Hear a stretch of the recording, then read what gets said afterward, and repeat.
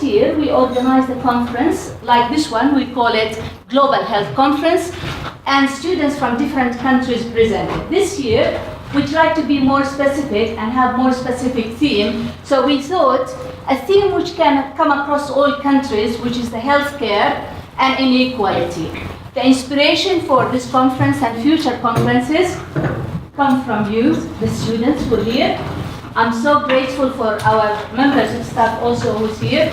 I know how busy all of us are, but I'm so delighted that we all put the time to come here and discuss. I want you to challenge all the presenters, myself included. I want you to talk, I want you to ask questions, I want you to create a debate, because that's what the whole idea from today is. Last year, when we organized this conference, some of my colleagues were laughing. They said, students don't come. They're not interested in things like that. Forget it, you're wasting your time. I said, let's try, even if 10 of them come, it's okay, it's fine, we can make a conference. And last year we have 75 people coming and 87 registered. There's always 10% drop. This year we have 111 people registered, and I counted for 10% drop. So hopefully we have over 90 people attending today. And that's great. If that tells us anything, that tells us there's a need for that. So once again, thank you very much for coming. Without any further notice, our time is over. And I'm very, very pleased to introduce my colleague, Yanis. Yanis, sometimes we'll make the mistake to look at our research as a project. And what I usually say to my students is that this is not a project, this is research. And what is the difference between a project and a research? A project could be something that PricewaterhouseCoopers could actually pay you to do, or McKinsey pay you to do, or the NHS pay you to do, and you take the money and you deliver. That's a project. Now, a PhD, for example, and some of you, I can see some faces in here, some familiar faces, we have heard this a lot this year, is that what you're trying to do, and I usually ask my students, so what do you need in order to do research? And everybody says, what is the answer to that? A research money, said somebody. Yes, that's right. And you also need a research question, right? And everybody says, a research question, research question. I said, yes, but in order to have a research question, what do you need? And you usually need what, guys? You need a problem. If you're not solving a problem, there's no reason to spend 4 years of your lives doing research. And once you do the problem, once you understand what the problem is, you have a research question, yes, but then you also need to make an impact. So if you spend 4 years of your lives doing a PhD, or 3-4 years of your lives, getting money, do research, and you don't present an impact to the society, to the patients, to the economy, then I don't think you should spend those 4 years of your life doing that. Now, the research is what links the problem with the impact. It's not just a piece of work that you got money to deliver a project. It's not just a piece of work that you got some funding from your government to deliver a project and some outcomes. You need to know what the problem is, what you're solving. Bangladesh is a country where nearly 1/3 of its total population lies below the poverty line, and 50% people share only 20% of the total income. A wide disparity in utilization of healthcare facilities is also a characteristic feature of the country, and this is particularly prominent among the poor and marginalized. BRAC, formerly Bangladesh Rural Advancement Committee, founded by Sir Fazli Hasan Abed in 1972, soon after the independence, has now been appeared as the largest non-profit organization of the world and currently working in 11 countries of the world, including Bangladesh. Through multifaceted development initiatives, BRAC is creating opportunities for the poor and marginalized. It is trying to ensure an equitable access to all possible development initiatives such as education, health, and credit for the poor and marginal people to achieve sustainable development. BRAC is especially pioneer in addressing the health disparities of the country through offering fundamental healthcare services to the doorsteps of the destitute. According to the recent Lancet series, which is published on Bangladesh health situation, and Dr. Mushtaq Raza Chaudhary, Vice Chairperson of BRAC, is a prime contributor of it, also showed a significant improvement in health status over the years and affirms the noteworthy roles of BRAC in attaining these positive change. BRAC's flagship health program was Oral Therapy Extension Program, or OTEP, launched in 80s, reached about 13 million households, and was life-saving initiative for a huge number of diarrhea-affected patients. In Utep, a small army of dedicated community health workers approached millions of household women and educated them about the preparation of homemade oral saline made of salt and unrefined local sugar, locally known as Labun Gur Sharbat, to combat diarrhea. UTEP program was extremely successful in addressing diarrhea problem of the country, and that was also a learning experience for BRAC, which guided BRAC to establish an effective health system by which an equitable health services can be ensured for the poor and marginalized. Think about social determinants of health if you're really going to make a difference to health, because all too often we focus too much on the service. So we say we need more hospitals, we need more beds, we need more of this. Well, actually, in most good healthcare systems and countries where they have high rates of life expectancy, it's the social determinants of health: education, access to jobs, access to healthy diets, access to exercise facilities. They're the things that really make a difference. I always recommend go to Cuba. It's really, really interesting to see what Cuba have achieved. And that's because they've really focused on primary care and public health. And that's because they don't have the money to have these huge super duper hospitals with high tech equipment. So they've really focused on trying to keep people disease free. And in Luton, what is it that sort of stays with people? So it's diabetes, cardiovascular disease, and these are mainly attributed to smoking and diet. And there's huge inequalities in this town. And we have to remember that over 50% of children in this town are non-white. So projecting forward, take this forward now for the next 10 years, we're going to have a very different population in this town compared to what it was at the current stage and what it was 10 years ago. And I don't know if anybody's familiar with school years, but year 6 means, I'm going to get this wrong, aren't I? 11-year-olds, I think. So at the moment, 1 in 5 children in this town are obese by the time they're 11, right? That's not good, in case you're wondering. That's just not good. All right? And you are the privileged ones, aren't you? Because you're not in a primary school here. You're having higher education. And wow, and then with that knowledge and with that confidence, you will go back or wherever you are staying, living, working, and make a difference. And you will struggle to make that difference. But you will still have much more confidence than if you've never been to school. How would you possibly know what to do if you've never been to school? And 57 million children are not learning. I mean, that is shocking beyond belief, because what can we expect then if they've never been to school? Can we expect them to be rational, thinking citizens as they grow up, wanting to share nice thoughts with the rest of the world? I believe somebody else will want to give them an education that isn't about us all living and enjoying each other's company and sharing each other's culture. I think it's a recipe for disaster right around the world if this doesn't happen. And I so want you as a group, if out of this conference so many things will come out that might seem much more relevant to you, but I say if those little children of Syria, look at Syria, some of them were in school and now they're in a refugee camp. And if I'm in Ireland, I don't tend to think of myself as Irish. Yeah? In Ireland, we have St. Patrick's Day. And we always say you can spot the people who are not Irish on St. Patrick's Day because they are the ones who are dressed up the most, being Irish. Yeah? If you are Irish, you don't have to be Irish. Until you're taken out of Ireland and you put in a context, we'll say like here, where I don't have very many Irish people around me, so the fact that I'm Irish is much more apparent to me. Yeah? So sometimes I don't act like Niamh the individual, I act as Niamh the Irish person. Yeah?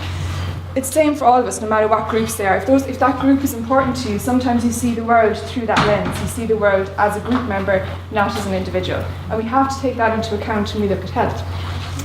So we're neglecting those kind of group notions, we're neglecting the social context. So when we talk about how does this apply to health services, okay, what we notice when we look at health outcomes and we do needs assessments like Gert was talking about this morning, we notice that there are different risks, or different populations are different risks, there are different health outcomes for different groups. People don't use services, but we find that when people get into services and start using services, everyone has a good outcome. Okay? The thing that's different is that the experience of being within the service varies depending on what group you're in. Okay? So everyone might have a good health outcome, but their experience of the service may be poor. Everyone has problems getting into mental health services, especially when you're at the secondary level. Okay, not so much primary care, but when you get into the secondary level. And what happens is that everyone can't get in, right? But it's only, of those who do get in, it's only the non-white groups or the black and minority ethnic groups that report higher levels of dissatisfaction, lower levels of trust in those institutions. So we need to figure out, well, why is that? Why is it not only we're having different health outcomes across different groups, but also different experiences? Why obesity is concerned in Libya? Well, actually there is many reasons. First, Libya has undergone the nutrition transition due to, since the discovery of oil in Libya, so the shape of the disease has been changed. So the prevalence of obesity has been increased more than double over the 3 years, over the 3 last decade. Also, at the same time, the prevalence of obesity, of diabetes has increased, and Libya has the highest diabetes, not only in Arab region, but also in the North African countries. Libya has spent lots of money in order to treat the disease caused by obesity. It's estimated 1.2 million just as a direct treatment of the disease. But it's not estimated how is the other thing related to the indirect complication of obesity. For example, is absence from work or retirement or mortality rate. Also, Libya has been ranked in 2010 as the 35th fattest countries in the world. Either the non-communicable disease actually in Libya is the main reason for leading to death, and the percentage, just to show you in the next slide, which is how figure for each disease leading to the percentage. So it's higher than in any Arab countries, is 78%. So I'm doing a mixed method case study to identify and explain factors that contribute to low birth weight and infant mortality in the Pakistani and Bangladeshi women living in Luton. There are ethnic inequalities evident in maternal pregnancy in Pakistani and Bangladeshi women living in the UK. So the picture for England is such that Pakistani women have a high perinatal mortality rate of 53 deaths per 1,000 live births compared to white British women who have a figure of 23.3. Bangladeshi women have the lowest average birth weight infants, and research has shown that South Asians are 2.5 times more likely to have a low birth weight baby, which is typically 300 grams lighter than white British women. And this has been shown to be pervasive across generations, so it doesn't matter how long that they've actually been living in the UK. And it also, they found that the low birth weight doesn't always equate to poor health outcomes. Sometimes there's small babies, but they're perfectly healthy. Pakistani women have an infant mortality rate which is high at 7.6 per 1,000 live births compared to the English average of 4.2, and Bangladeshi women have a preterm birth rate of 7.9 compared to the English average of 7.2. So the picture for Luton is that we have a diverse population in Luton, with 21.1% of the population being Pakistani or Bangladeshi. It ranks 69th out of 326 on the deprivation scale. So, I mean, we know that Luton's a deprived area, and nearly 25% are Muslim. The title of my poster presentation an examination of policy, surface supervision, and public knowledge factors associated with the prevalence of hepatitis B and C infection in the south of Libya. Let us start by looking at background. There are several causes of chronic liver disease. One of these causes is infection with hepatitis. There are many types of hepatitis, and the most important types are hepatitis B and hepatitis C, and the most severe one is hepatitis C. The previous study showed that the infection with hepatitis associated with the severity of chronic liver disease. Co-infection with hepatitis B and hepatitis B and hepatitis C also associated with the rapid development of chronic liver disease, as well as the co-infection with hepatitis B, C, and HIV has a role in progression to chronic liver disease. Therefore, looking at these types of infection is an important issue for this project. What does it mean, hepatitis? Hepatitis is an inflammation of liver caused in several ways. Hepatitis B virus and hepatitis C virus both transmitted through blood-to-blood contact or with other body fluids, and the most commonly they spread through intravenous drug use or through surgical procedures. If we can say here some statistical I have learned in my research. According to WHO, more than 240 million people globally are affected by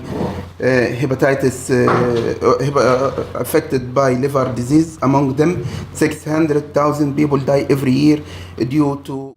We're going to look at the historical perspective of this disease. It's over time it's been associated with a lot of stigma.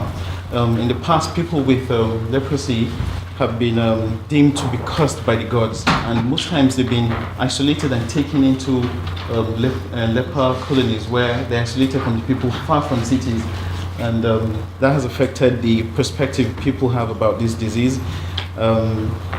Even in certain places where they are allowed to stay within the communities, they attached bells and certain forms of identification so people could avoid them whenever they see them. And unfortunately, certain very influential people in the past have been affected by this disease. Okay. Grossly, the incidence of leprosy is underreported all over the world. And the World Health Organization states that there's one case every 2 minutes. But globally, the incidence is said to have reduced globally. But in certain parts of the world, the incidence is not known, and it could be even increasing more than we know because people are not reporting that they have this disease. And it's common among poor people and the uneducated. With early diagnosis, it is said that 5% still end up with disabilities. And since the diagnosis is basically clinical, it means the disease must have manifested in some forms of ways before it's been detected. That's what causes this 5% ending up with certain disabilities. Okay, treatment fortunately is free, and the World Health Organization has sponsored programs around the world to make sure that every individual that has been diagnosed with leprosy gets treated for free.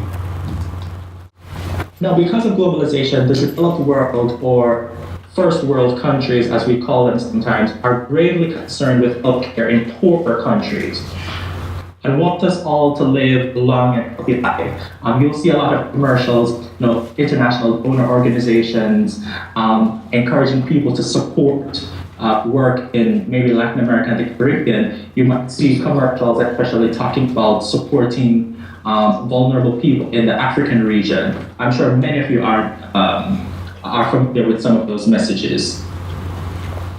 There's also a very strong financial benefit to people being happy and people being healthy. It increases the likelihood of development through tourism, when we consider globalization in particular. It increases the ability for exchange of human resources, and healthy and happy people are able to work longer and produce more. And healthy and happy people who are able to work longer and produce more are also able to make more money. And if you can make more money, you can buy more stuff. So globalization and capitalization go hand in hand. And it's on the social responsibility. First world countries who have more feel the social responsibility that contributes to international and global development. In recent years, the culture of donor organizations have grown to include human rights, and we'll talk a little bit about that. Is there anyone here from a country in particular that you have noticed that there is an increase in a human rights emphasis in your country, or a push from external funders or external countries to push human rights again?